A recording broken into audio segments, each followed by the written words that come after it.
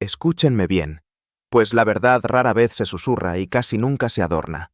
Vivimos bajo un dogma sagrado, una fe ciega, predicada desde cada pantalla, cada conversación banal, cada institución. El dogma de la conexión. Se nos ha adoctrinado para venerarla como el fin último, el propósito existencial, la panacea a toda angustia. Desde que balbuceamos las primeras sílabas, se nos programa para buscar el lazo, el vínculo, la red. Nos enseñan que en ella reside la virtud, la seguridad, la plenitud. Se nos moldea para ser piezas de un rompecabezas colectivo, donde la soledad es la herejía suprema. Se nos dice que el valor de nuestra existencia se mide por el número de hilos que nos unen al tapiz social. Pero, ¿hemos osado preguntar alguna vez qué es lo que realmente se teje en ese telar? ¿Qué se oculta bajo el oropel de esa promesa universal de pertenencia? Se nos vende la conexión como la medicina para el espíritu, sin revelar que a menudo es el veneno que lo atrofia. Y sin embargo, una grieta se forma, ¿no es así?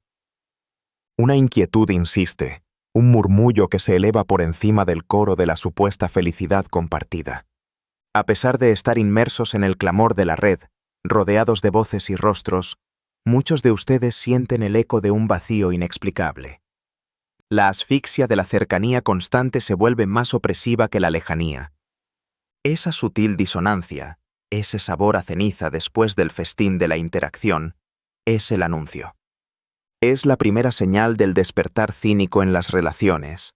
Es el inquietante murmullo de que la comodidad y la felicidad prometidas por la conexión humana convencional son, en realidad, un sedante colectivo que oculta la radical soledad y la imperativa autocreación del espíritu.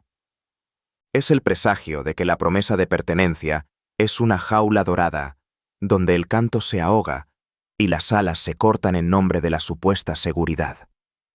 Es el alarido silencioso de un yo que se sabe ahogado en la inmensidad de lo ajeno. Porque lo que se celebra como conexión es, en verdad, un contrato oculto, no verbal, firmado con la sangre de su propia autonomía. Un pacto no escrito donde el individuo, sin siquiera saberlo, ofrece su soberanía, su potencial de autocreación, su genio singular, en el altar del vínculo. ¿El precio? La cómoda y adormecedora pertenencia al rebaño. Es el intercambio faústico de su fuego interior por la tibia luz del consentimiento ajeno. Ustedes renuncian a la aterradora pero fértil libertad del ser individual para vestirse con el uniforme de la aprobación colectiva. Cada vez que buscan la validación externa, cada vez que temen ofender al grupo con una idea disonante, cada vez que amordazan su propia voz para unirse al coro, están sellando este trato invisible. Están cediendo el trono de su propio imperio interior por un asiento en la mesa de los mediocres. Y el precio de esa pertenencia, la mutilación del yo soberano, es espantoso. Este intercambio limita de forma brutal la emergencia de la voluntad individual, de esa fuerza titánica que anida en cada uno y que empuja hacia la superación, hacia el más allá de sí mismo. La audacia se sofoca. La singularidad se lima hasta volverse indistinguible.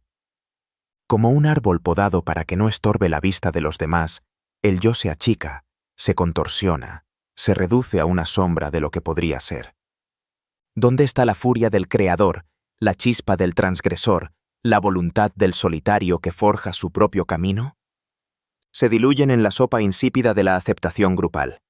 La mediocridad no es un accidente, es el resultado predecible de esta constante transacción. Se vuelve uno un eco, nunca una voz original. Se deja de ser un vértice para ser parte de la base. Se abdica de la realeza del espíritu para vestir la toga del súbdito. Y la supuesta fortaleza de la conexión que tanto se alaba es en realidad un refugio para las debilidades. Es una coartada, una evasión de la carga existencial que implica asumir la propia soberanía. Nos agrupamos no por un poder aditivo, sino por una común evasión del peso de la existencia individual. La masa no es una suma de fuerzas, sino a menudo un promedio de miedos compartidos. ¿Por qué cargar con la angustia de la elección, la responsabilidad de la creación, la dolorosa conciencia de la propia finitud, si podemos diluirla en el colectivo, si podemos susurrar, todos hacemos esto. Esta es la cumbre del sedante colectivo del que les hablaba. Nos arrullamos con la ilusión de una fuerza compartida para no enfrentar la radical soledad que nos impulsa a la imperativa autocreación. Es más fácil ser una gota en el océano que una ola que desafía la marea. La conexión, en este sentido, no nos hace más fuertes, nos hace menos responsables de nuestra propia fuerza. Así que, despierten. El primer acto de insurrección es el coraje de la desconexión conceptual. No hablo de la reclusión física, sino de la liberación mental, emocional y espiritual de las cadenas invisibles de la validación externa y la conformidad.